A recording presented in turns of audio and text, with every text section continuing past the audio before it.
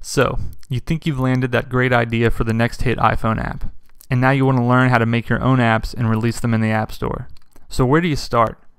To start learning, the only thing you need to buy, if you don't already have one, is an Apple computer running one of Apple's latest operating systems. That's any Mac with Apple's OS 10.6 or better.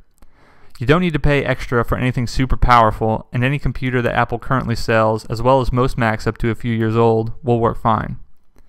There are also a couple things you don't need. To start learning app development, believe it or not, you actually don't need an iPhone, iPod Touch, or an iPad. Apple provides this simulator that you can run on your Mac to test your apps for small screens like the iPhone and large screens like the iPad. You also don't need to pay Apple $99 for one of their developer accounts. You can download the simulator I just showed you and all the other tools you need for development for free.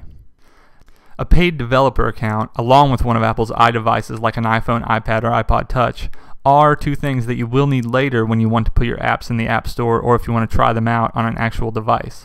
But they are definitely not necessary to learn how to create apps. If you want to learn how to make your own apps with the App Dojo lessons, you also don't need any programming experience. And if you do already have programming experience, we'll spend about 5% of the lessons going over some topics you may already be familiar with. But taking the App Dojo course will still be a great way for you too to learn how to make apps.